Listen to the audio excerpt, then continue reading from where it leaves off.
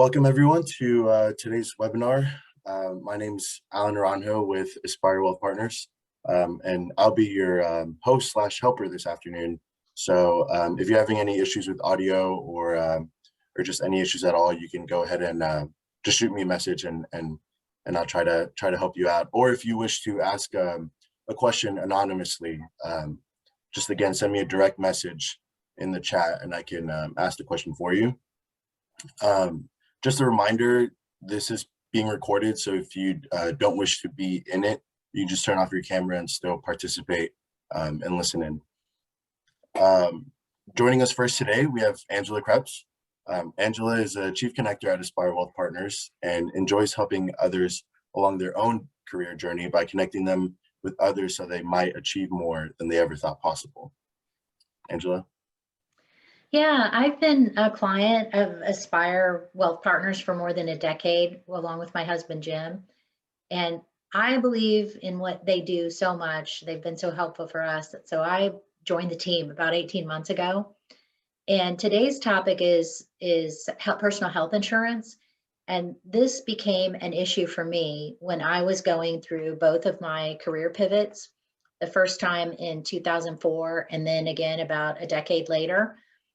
Back in 2004, I left my corporate role as a major account district manager at ADP to become the first CEO of a bioscience organization. This was a brand new organization. So I had to source health insurance for myself and my team. I ended up paying for COBRA until, I used up all 18 months and we're forced to find another option because my husband was with a startup and they didn't offer spouse coverage at the time. So the next career pivot, my circumstances were a little bit different. My husband had become a stay-at-home dad, and our girls were on a reasonably priced high deductible plan, but I needed to opt for COBRA once again. And what I didn't realize then that I know now, after I've met Jim Lodge, today's speaker, is that if we were going through one of those changes now, we probably could save some money. There are many options beyond COBRA coverage when you leave a traditional full-time role. Some of the folks that we're talking to, maybe they're planning retirement and they need to fill the gap between when they leave and when they are Medicare eligible. Or maybe you're starting a business and you need to find your own insurance solution for you and also for your employees if you're planning to hire employees. Or maybe like me, you're leaving to care for an aging loved one and you need to find affordable coverage as you start a consulting practice or another type of gig work. There are a lot of people that I'm talking to now that are in that kind of a scenario. So I'll turn it back over to Alan to introduce today's speaker, Jim Lodge. And I want you to know that this is an interactive session. We want you to be able to participate by asking questions. You can put those in the chat box like Alan was explaining, or you can direct message him if you'd like to be anonymous with your questions. So we want to provide flexible opportunities because I know this can be personal. So let's go ahead and get started, Alan. Yeah. So Jim Lodge owns and operates Derail Health Insurance Advisors. He specializes in helping individuals, families, the self-employed, and small businesses find the most appropriate health coverage for their particular situation. And for this session, you'll review the current health insurance environment at a macro level, discuss the 6 health coverage options available in this country, and walk us through examples of how he and his clients have navigated through the myriad of plan options in order to determine the most appropriate one to select. And just a fun fact, while Jim has been licensed in Kansas for 18 years, and is based in Kansas City, he's also licensed to do business in 30 states across the country. Jim? Thanks, Alan. Appreciate that introduction. So welcome, everybody. Certainly appreciate you being here. The topic for today's presentation, navigating a career pivot, don't let health insurance derail you. As Angela laid out, it's there's multiple options available. A lot of people feel like they don't have a whole lot of option and tend to go with the COBRA. I don't know how many of you have been through or in the midst of a career pivot, but I certainly had a pretty major one a number of years ago, where I moved from I was doing large group insurance brokerage, and I decided to get into the technology business for a while. And there was a bit of a gap in between, sort of, as I was making that move. And so I went ahead and elected for Cobra, and was sort of shocked at the cost. It was about $1,400 a month for a family of 4. And that was in spite of the fact that I was in my early 40s at the time, and my kids were quite young. So when something like that sort of comes about, it tends to take people by surprise, because Cobra is priced at 102% of the total plan costs that were previously being paid by a combination of the employee and the employer. And in most instances, the employer is paying the majority of that.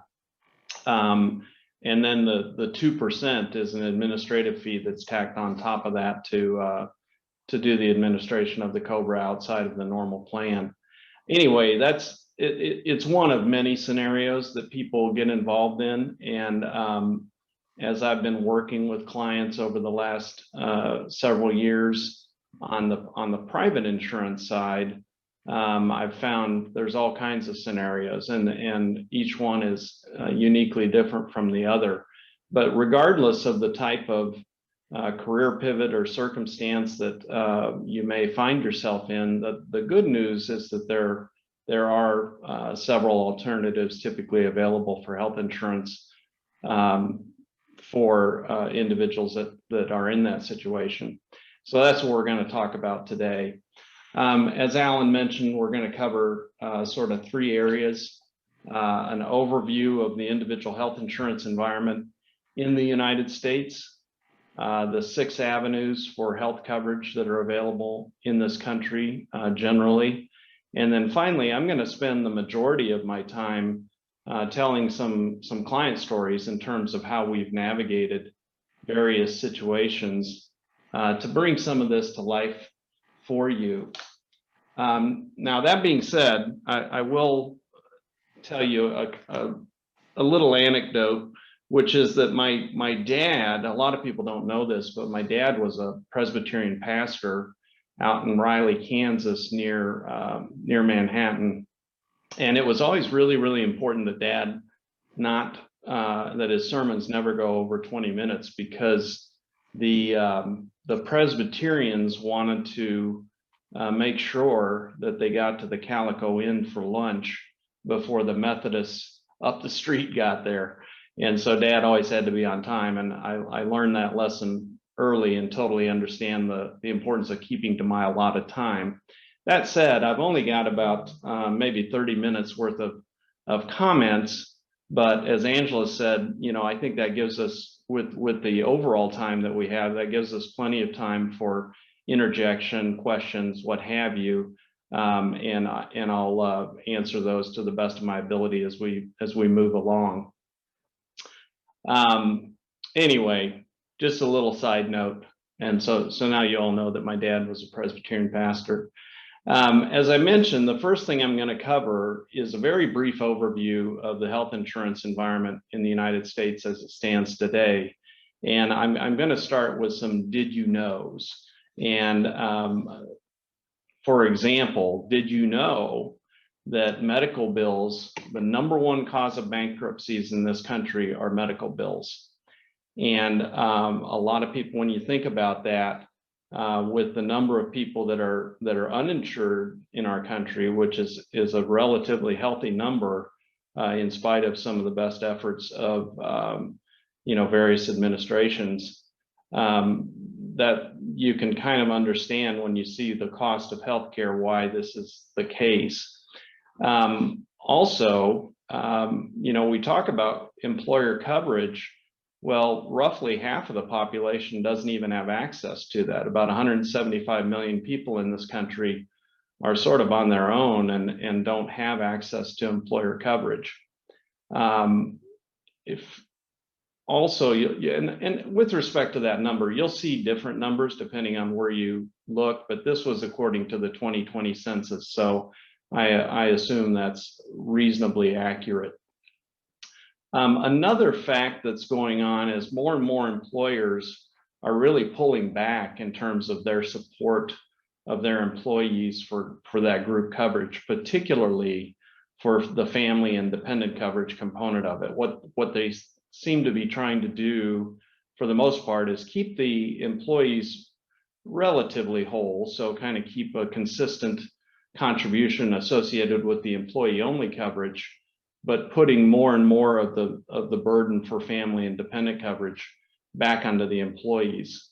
I've seen group plans where, in fact, the entire burden for any additional dependents on a particular employee's plan are being put back on the employee.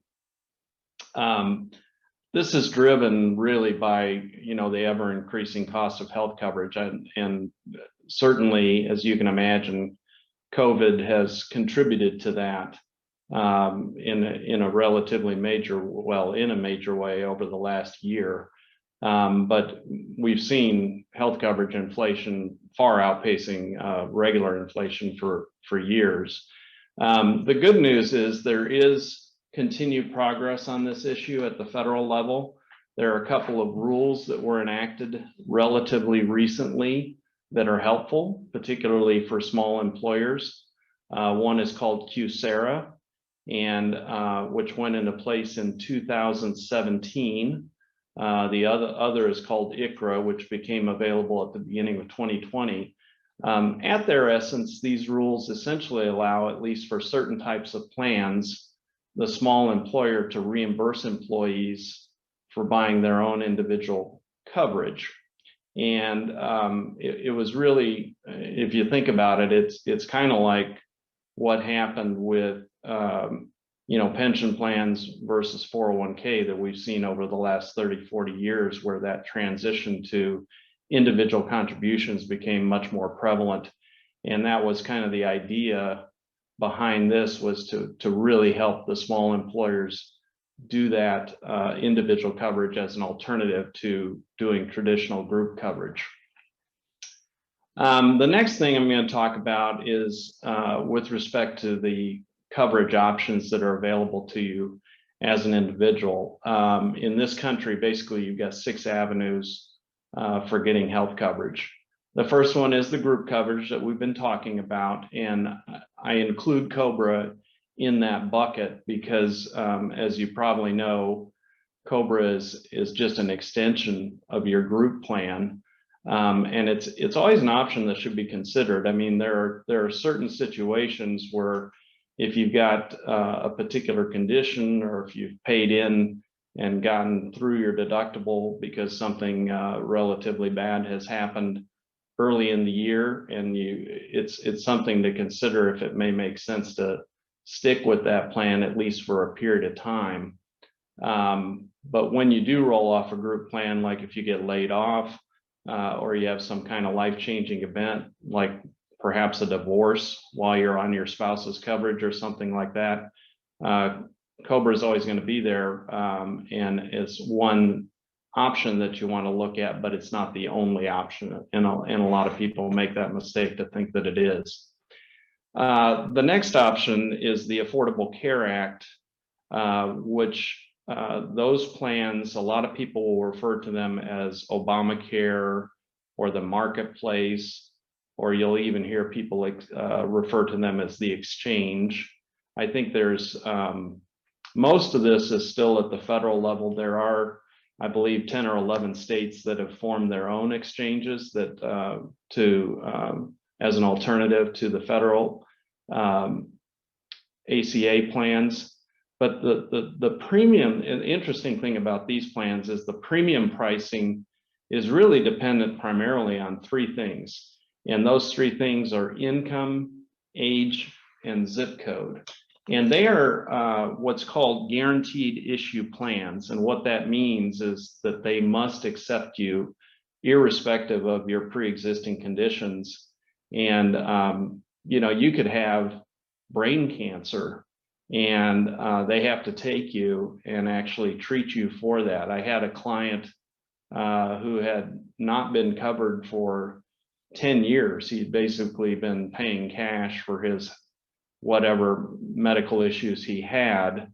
And then it was discovered that he had cancer and he had to have surgery. After paying out about $40,000 in cash for the surgery, he came to me and said, you know, is there a plan out there that the rest of this treatment would be covered by? And we found him an ACA plan, and his income was relatively low. So I think he's paying less than $100 a month, which is, substantially low compared to sort of what the market tends to bear.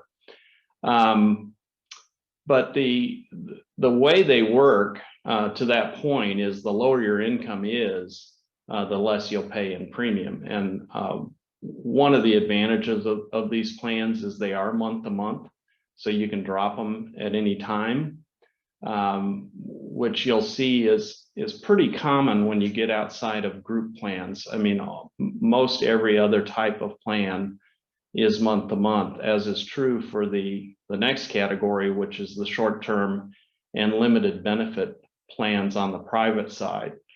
They're very prevalent in the market, and they are really provided. They're really designed specifically to provide gap coverage, and they usually come in 3-month, 6-month, or in some cases 364-day plans. And what happens is they renew each time period, and the deductible resets. Most of these plans do not meet what the ACA Act or the Affordable Care Act has outlined as minimum essential coverage. And they often take into consideration pre-existing conditions, which under the ACA, as I mentioned, that isn't considered. The way the plans will work in many cases is that they are underwritten on the back end, meaning that they will look for a pre-existing condition related to a specific claim once it is made, and then will at times refuse to pay on a claim associated with that pre-existing condition. And this can have some pretty unfavorable consequences, because people will think that they're covered for something when in fact their claim is denied because of it. And but like the ACA plans, these are typically month to month and can be dropped at any time. Same thing with the comprehensive long-term private plans. These are plans that are designed to, for people to be on them in perpetuity. They are typically month to month, but they do require medical underwriting on the front end. If you're relatively healthy, they can be a very good deal if you can get on them. But like most of the short-term plans, you do typically give up certain kinds of coverage, because these plans tend to not meet the minimum essential coverage as outlined by the ACA either. The three big things that you miss out on with most of these plans is maternity benefits, mental health benefits, and drug and alcohol rehabilitation. Those are kind of the three biggies that are required on ACA plans, but not available generally on the private market. A fifth category is the governmental plans. So like the Medicare, Medicaid, and CHIP. Most people are familiar with Medicare and Medicaid. For those of you not familiar with CHIP, it's basically health insurance at a discount for children's health coverage. And while it really varies fairly widely by state, it's designed for people that are at a certain percentage of the federal poverty level where they might not be eligible for Medicaid, but still have a relatively low income. So even though you may not qualify as an adult for your state's Medicaid program, your children may qualify for CHIP. And that's also run at the state level, just like Medicaid.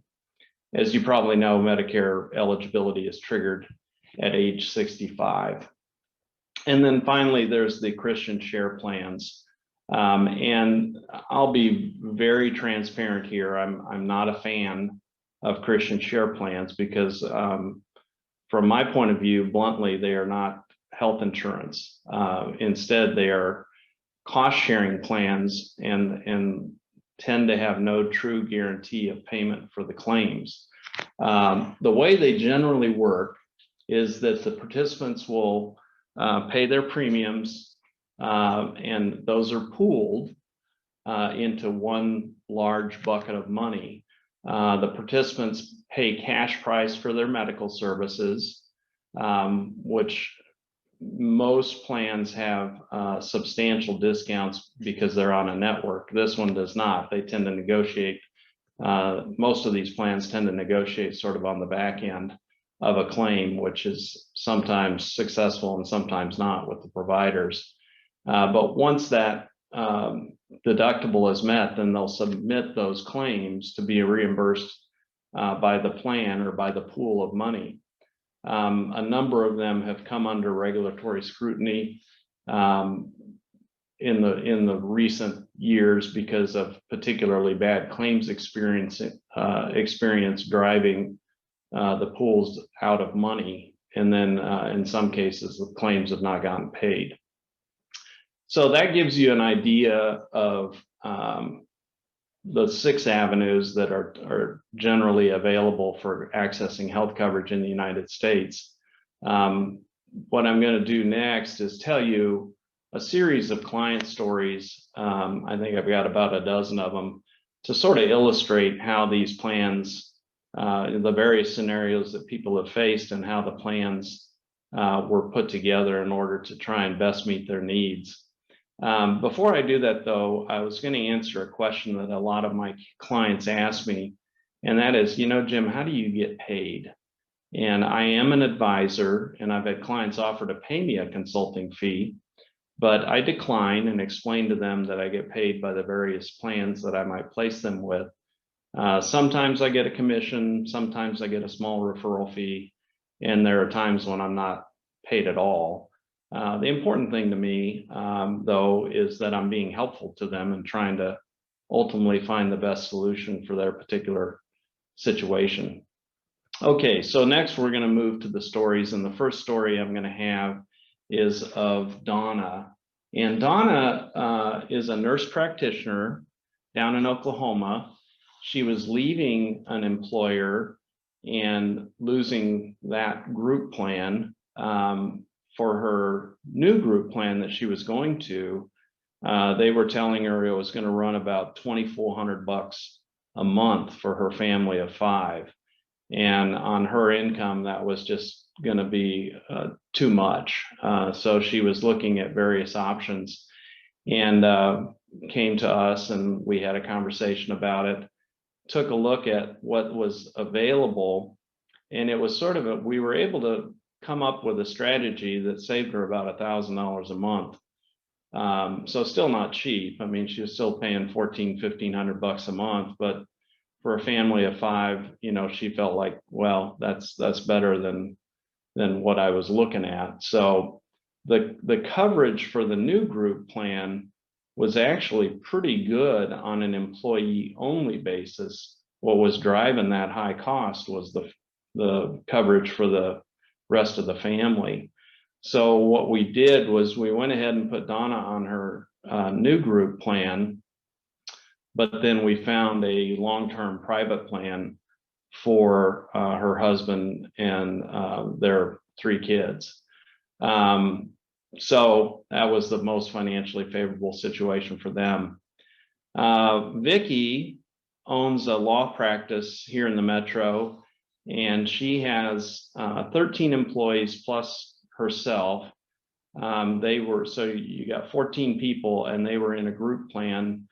And for a variety of reasons, she wanted to take a look at what individual coverage alternatives were available. I think they were experiencing some rate increases that maybe were not tolerable, along with some of their coverage restrictions that she was not comfortable with. So we took a look at having everybody rated individually, and we were able to find that it was a pretty healthy bunch. About 2/3 of them, 9 of them specifically, qualified for the long-term private options that were medically underwritten, which was great. For the balance, for the other 5, knowing that they were not going to get through the medical underwriting because they had certain kinds of pre-existing conditions, we were able to find some ACA options for them to choose from. The and the good news was, I mean, what was really cool about it is here you had 14 employees, and they were able to really tailor their plans to their specific needs. So some needed maybe a strong network with their preferred physicians in it. Others needed a strong prescription benefit. And then yet others were concerned with catastrophic coverage for, critical illnesses that tend to run in their family or whatever. And so we were able to structure the plans in order to meet those needs. We ended up with 5 different plans across the 14 people. So that's not the kind of, you're generally not going to find that kind of flexibility from a group plan. So it really kind of pointed out one of the key benefits to the employees of individually rating them. James owns a small dental practice downtown. 2 years ago, their group insurance for their 6 employees had increased by 50%. And this past year, they increased again around 30%. So their top line is actually growing pretty substantially, and they're maintaining pretty reasonable fixed costs. But one of the biggest expense items from a variable expense standpoint is these ever increasing medical benefits costs. So they were looking for an alternative, and we suggested that they take a look at writing the employees individually and reimbursing them some portion of the premium. And we came up with a combination, sort of like we did with Vicky, of ACA and private long-term plans.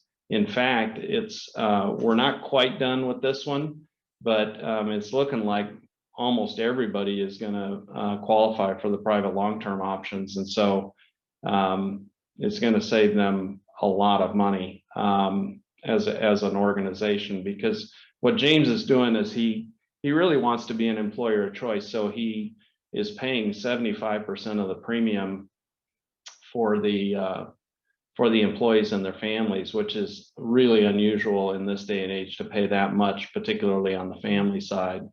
And then the balance of it is paid by the employee, but he really wants to incent them to have health coverage. The next example is Lucy. Lucy is another small business owner. She has a technology company here in town, very small, but she was really concerned because a number of she has a lot of young people that work for her, and a number of them were not, they basically didn't have health insurance, so they didn't feel like they could afford it. So she really wanted to kind of guide them, incentivize them to get access to health coverage. Obviously, taking on benefits, they were coming from no benefits at all that they were providing as an organization to providing this reimbursement scheme. That's a real transition in the life of any business. But she went ahead and offered them a level reimbursement designed to cover roughly half of their costs as an incentive to sign up for a plan. Lucy is a particularly interesting story because she is a very healthy, but otherwise very healthy cancer survivor. So she really understands the importance of health insurance. And we were able to work up some solutions that were kind of a combination, again, of mostly ACA in this case, because there were quite a few medical issues, both within the employee base as well as among some of the family members. But we also were able to get a few of them qualified for the long-term private plans. And in addition to that, she also provided them a dental and vision coverage as part of the package. So that gives you a few examples with respect to those. The next one is Wes, and Wes is an example of how to appropriately use short-term or gap coverage. In Wes's case, he decided to move from one employer to another, but the new employer required a 90-day waiting period until he could join his new plan. And as you may or may not know, one thing to note about COBRA is that you have a 60-day grace period from the point you lose your group coverage, within which you can actually retroactively trigger that COBRA by paying the premiums back to when you lost your group coverage, and then you sort of get reinstated. So what that means is for people that have a gap, if it's short enough, they can, just go naked and see if they can kind of get by. And if something happens, then they can retroactively trigger that COBRA. But the alternative is, assuming it's a longer term gap, like in Wes's case, is to go ahead and find a short-term policy to cover that gap. And, these can be relatively cost efficient because they're essentially, in many cases, sort of catastrophic in nature. So they're just going to kick in if you have some major medical event. And so that's what Wes did. Anne was in an interesting situation. She and her husband were coming up on the expiration of COBRA. As you may know, typically it only lasts 18 months. There are some circumstances where it can last up to 36 months, but generally it's 18 months. And she had been caring for some aging relatives while sort of contemplating her next career step, but she had taken a step away from the corporate world to take care of these two folks. And those individuals died, and she is now looking to pivot to full-time caretaking as a money-making business because she found that she actually enjoyed providing that kind of care. Her husband has a number of medical issues, some pretty serious stuff. I think he's a kidney transplant survivor and a few other things. But Anne is actually very, very healthy. So it made the most sense to split them. And we found Anne a long-term private plan. And then because of some of his medical issues, worked with Social Security and were able to get him qualified for Medicare earlier than, I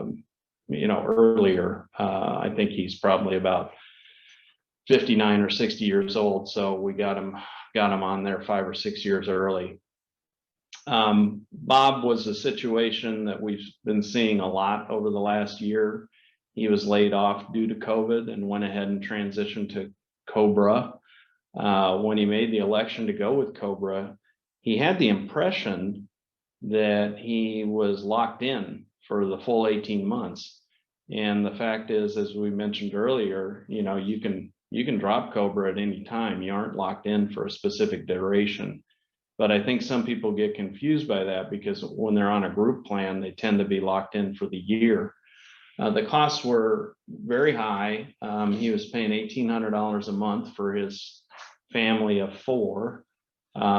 He was 6 months into it when he came to us and said, is there any alternative? And we were able to actually find him a long-term private plan that was about $1,100 a month. So saving him, somewhere on the order of about whatever that would be, maybe $8,000 a year. Henry was an individual that came out of the corporate world. He had a long career on the corporate side, decided to start his own business, and opted to buy an ACA plan rather than going on COBRA. He also was under the impression that he was locked into it, into the ACA plan for a year because he went through the traditional enrollment period late in the year for the following year, and he thought that just meant he was locked in. But as I mentioned earlier, you can drop an ACA plan anytime, and certainly if you stop paying the premium, they're not going to cover you, at least eventually, once they figure that out. But he was paying about $1,370 a month for he and his wife. He's 55, she's 54. They are both very, very healthy, and as a result, we were able to actually find them a private plan that was a little over $800 a month. So again, saving him a substantial amount of money over the course of the year. The next story I have is of Sue, and Sue and her family were on a short-term plan, but they were treating it like a long-term solution. And this is why I made such an emphasis when we were talking about Wes on the appropriate way to use short-term plans, because in her situation, it was renewing every time the short term ran out and resetting their deductible. Her daughter, who I believe was maybe 8 or 9 years old at the time, ended up in the ER because she suddenly started having seizures, and she had no history of these seizures. So it was a frightening situation for everybody involved, to say the least. The physicians and staff did an enormous amount of testing and other work to try and get to the heart of it, and eventually discovered, or she was diagnosed with epilepsy. And as I mentioned earlier, short-term carriers often will underwrite post-claim, as they did in this case. And what happened was they basically said, well, epilepsy, even though she wasn't diagnosed with it, it's a pre-existing condition, so we're not going to cover it. So they had $60,000 worth of medical bills from this incident, and the insurance carrier was refusing to pay it. And the saga continues today. She's still trying to get them to pay. But needless to say, she was pretty upset about the whole thing. So what we had to do was actually, because we put the husband and the other kids, she had 2 other kids, on a long-term private plan, but because of the pre-existing condition that was now understood and realized, the daughter that had the epilepsy was not going to qualify for a long-term private plan. So what we did, and whenever on most plans in this country, there's a handful that this is an exception, but almost all plans other than the CHIP plans, you have to have an adult accompanying the kids. So what we ended up doing was putting Sue and her daughter onto an ACA plan. But because of their relatively high income, the way the ACA plans work, the combination was less expensive than putting the whole family on an ACA plan. Desi is a small business owner in Nevada, didn't have any coverage for her family. Basically, they'd been going naked regarding health coverage for about 6 months. This was late last year when I worked with them, and COVID had really impacted them. Her husband had lost his job and was kind of doing, part-time, whatever he could to try and make money. Desi's business got shuttered for about 4 months because it's a walk-in business, and they were doing treatments and that kind of thing, and so people were not she was not able to do that. And so we discovered that they qualified for Medicaid, and we took a long look at just putting the whole family on Medicaid. But their daughter has a particular need to see pediatric ophthalmologists that simply weren't available or wouldn't take the Medicaid. So we ultimately put her husband and daughter on a long-term private plan where they would have access to the pediatric ophthalmologist that she needs to see. And then we put Desi and her son on, went ahead and took advantage of the Medicaid and put them on that. So a little combination thing that worked out better to meet their particular coverage needs. Rick is an interesting story. He's a serial entrepreneur, and was leaving one of his businesses to start another one. For his continuation coverage, I think he told me he was going to be paying about $3,200 a month for he and his wife. And I was like, whoa, that's an awful lot of money. I said, geez, Rick, how old are you? And it turned out he's 66 and his wife is 65, meaning they're both Medicare eligible. And I said, well, let's take a look at Medicare. And I don't know why that hadn't occurred to him, or no one had suggested it otherwise, but perhaps he didn't think it was going to be any less expensive or wouldn't be as good a coverage or whatever. But the reality is you can get some very good coverage on Medicare at a reasonable price, because we all of us spend our career paying into it. Just like Social Security. I mean, you wouldn't turn down Social Security, so why would you turn down Medicare?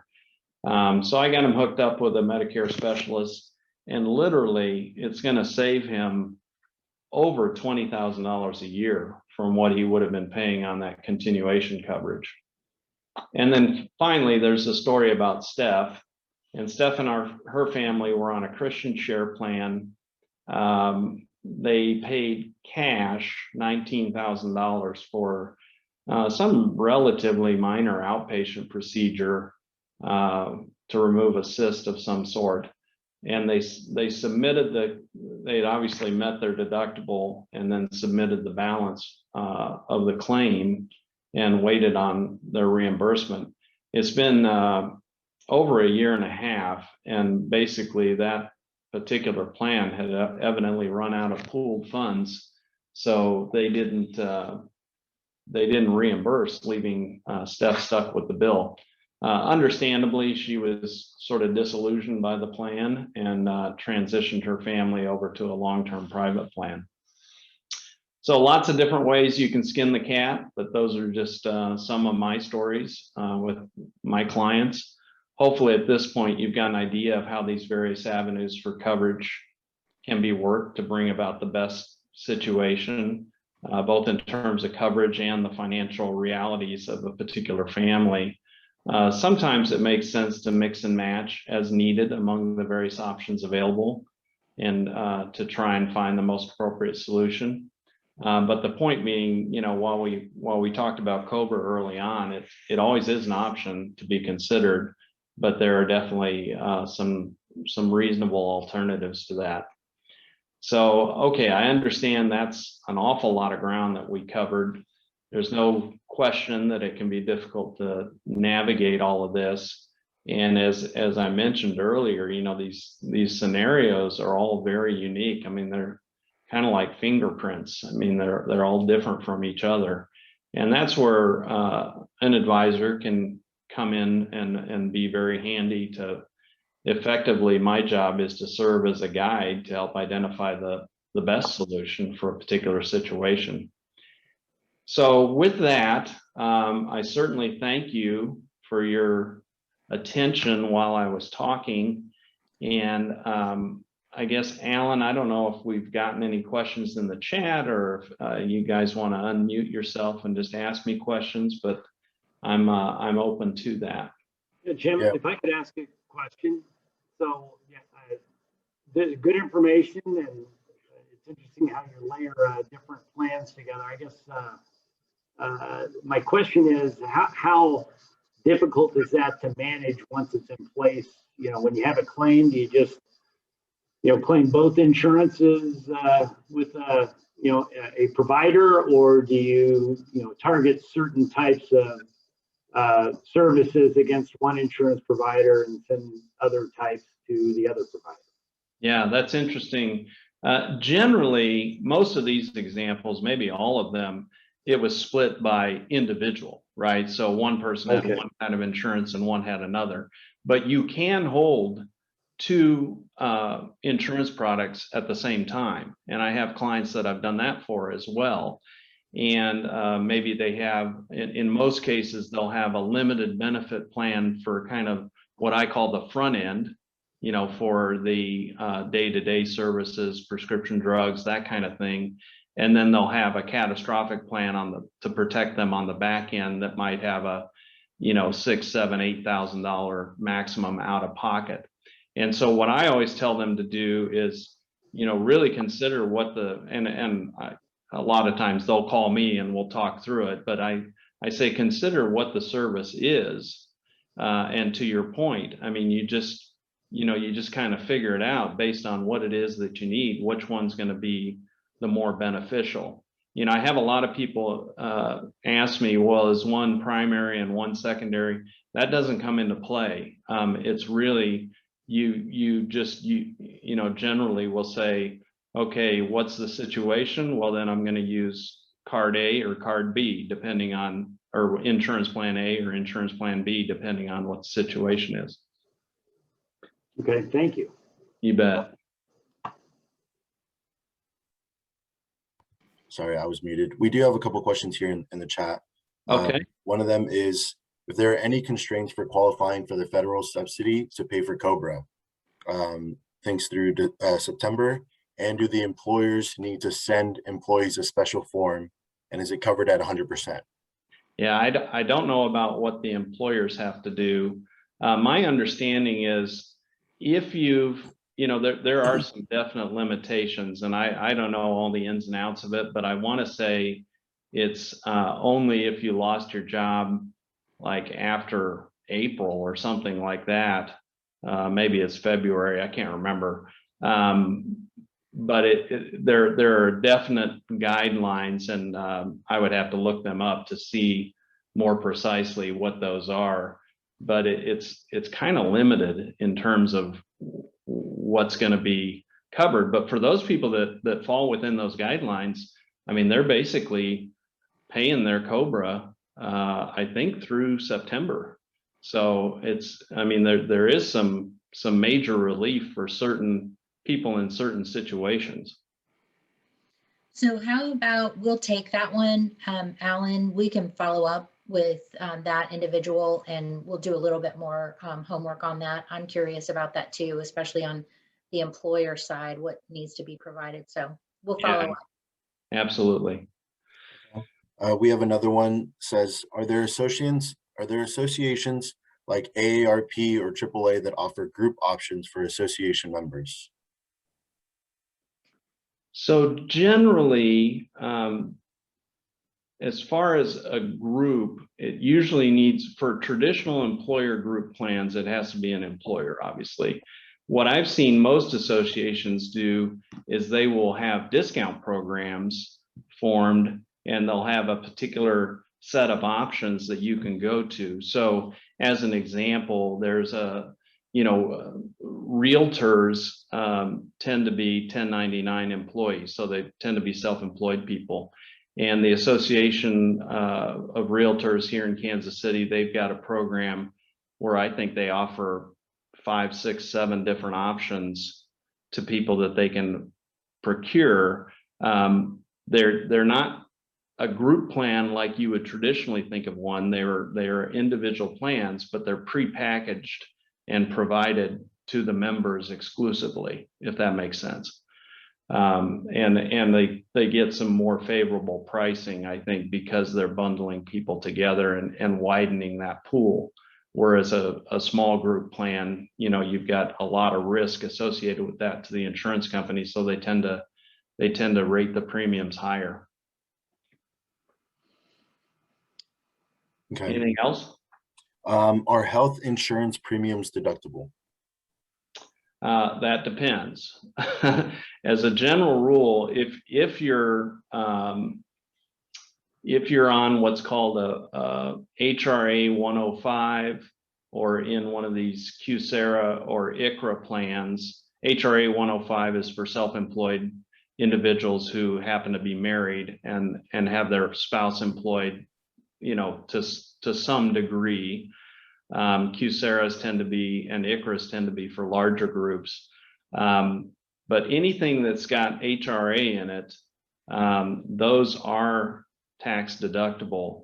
And in some cases, but there are limits. I mean, I think on the QSERA, it's a $5,700 individual limit that you can reimburse, and a $10,000 $300 family limit or something like that. But if you have the HRA 105, so say you're self-employed and you are married, and I think the spouse has to be paid a minimum of $1,800 a year, then you can actually deduct not only your premiums, but you can deduct all of your medical expenses.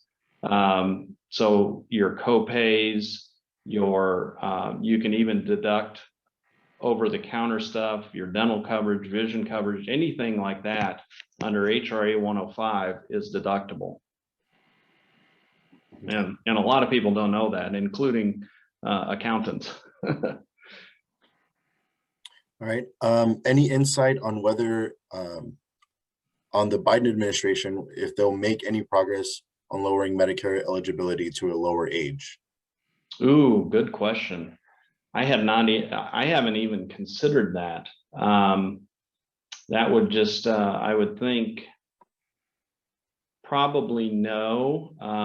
I don't have specific insight. I would think probably no. The more likely scenario is that they will continue to make other individual insurance more accessible to people. So as an example, just this year, the typical enrollment period for the ACA plans is November 1 to December 15. This year, President Biden opened it back up originally from February 15th to May 15th, and now he's extended that even further to August 15th. And they're calling it a special enrollment period, but from my point of view, I'm wondering if they're eventually going to try to just open it up so that you can enroll anytime, which will make the insurance companies crazy if people can drop and jump in whenever they have a particular situation, maybe like the guy that got cancer that hadn't been insured for 10 years. Well, we were in the special enrollment period when I put him on that plan, but typically he wouldn't have had eligibility until November, but we were able to get him on that plan in February. So I think that would probably be the more likely direction they would go, as opposed to lowering the trigger point for Medicare. Okay, looks like we have two more questions on here. Do private option plans include prescription coverage and dental benefits? Yes. Okay. To both. To both. Yeah. So this is the last one in the chat. They said, we are looking to retire before age 65, which will lose us coverage from ages 63 and 61 for the parents, but also kids who are under 26 who we need to provide coverage for. Mm-hmm. What are your thoughts on best options?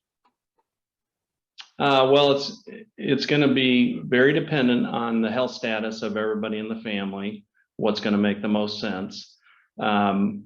Typically, the best situation is if you can all qualify for a medically underwritten plan, then go that route. In some cases, if the children are healthy, but perhaps one of the if they're over 18, they can have their own medical plan, and we've split families up that way too, where we put the parents on one plan and the kids on another because they were 18 or older. It just kind of depends. And then I've had situations where, like the one that I described earlier, where we took one parent with the children on one plan and had the other parent on a different plan. So there's a ton of options. I mean, one thing that's interesting, on the private side, there's not a ton of options if you go for something that's longer term. There's lots and lots of those short-term plans, but the longer term plans, they tend to be few and far between. But on the ACA, there are a number of plans to pick from there as well. I think there's, if you're in Kansas City, specifically on the Missouri side, I think there's over 50 plans to pick from. On the Kansas side, I think it's roughly 40. So it really depends on the particular situation, but there are definitely options available. And we do have another line of questioning related to the Medicare plans, and that is like the supplemental plans. And I don't know that that's necessarily an area where Jim has expertise, but we have another business partner who has expertise in that area. So that can be something we can follow up on if you'd like to.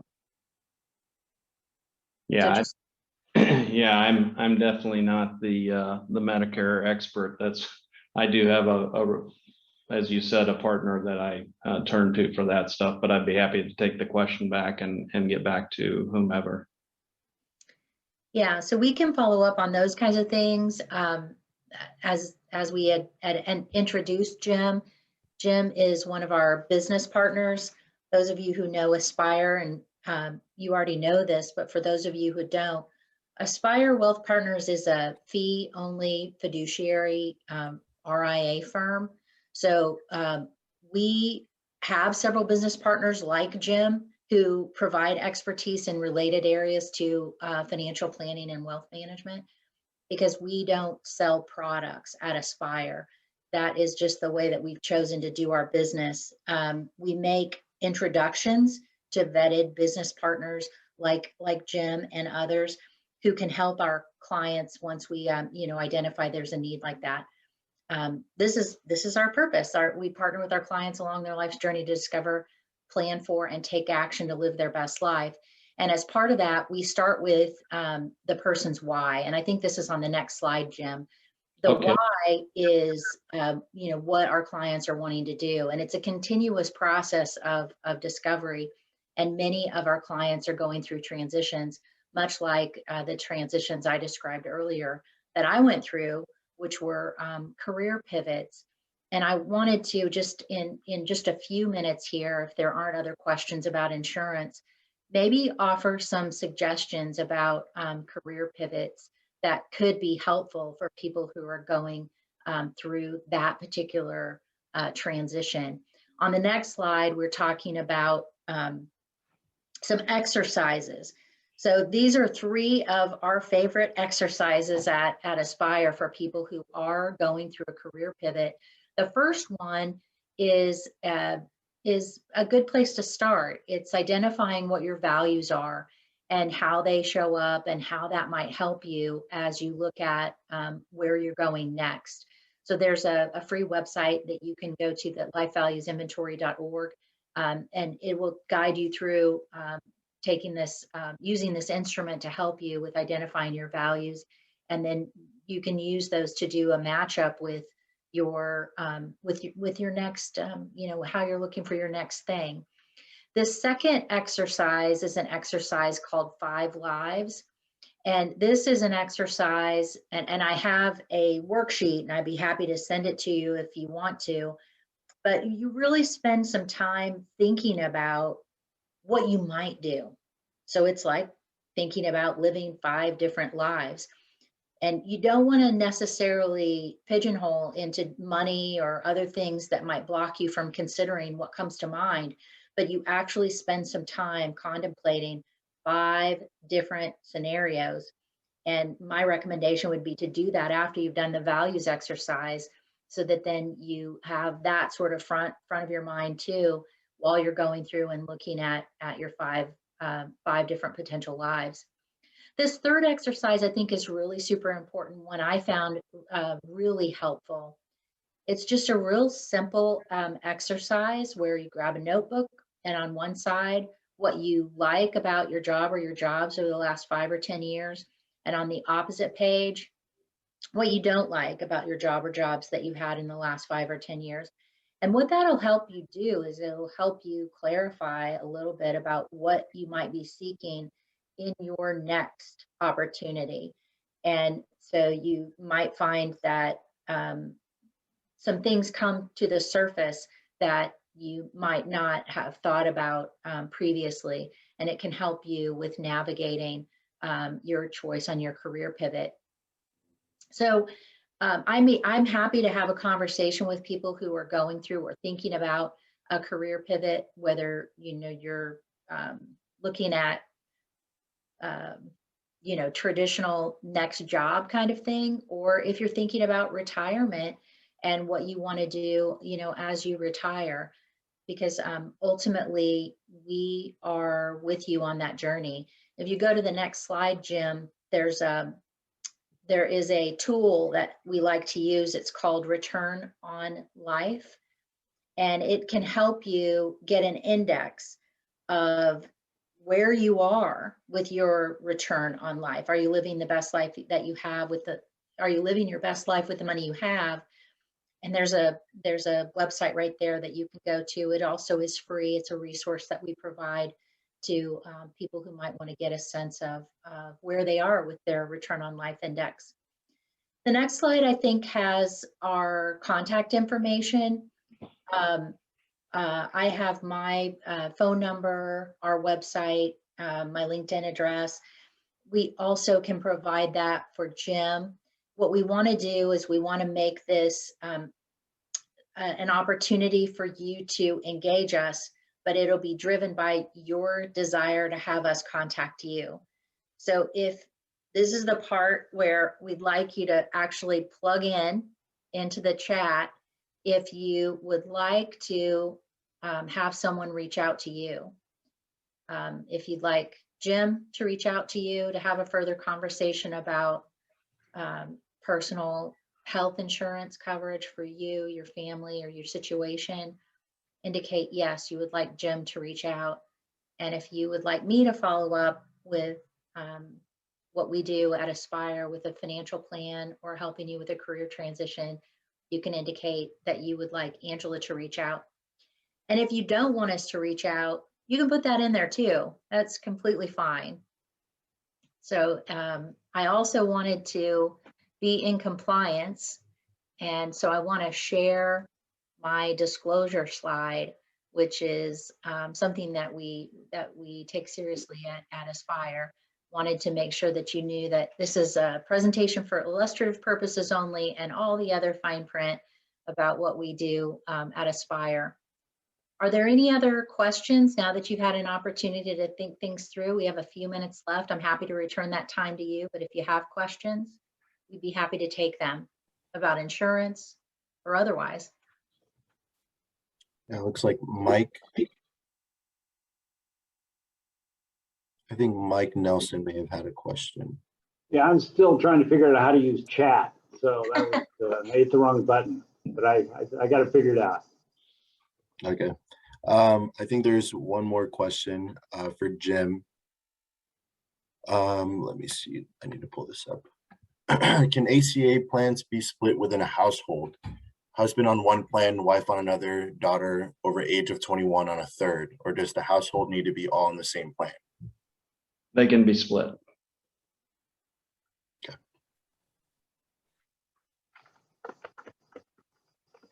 Now, the thing is, though, they're going to take into account the household income, taxable income for the household in all cases. So it tends to be more favorable to try and get everybody on the same plan, but you can split them up if you need to.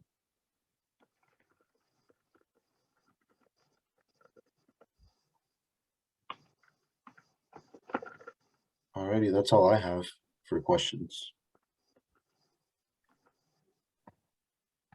All right.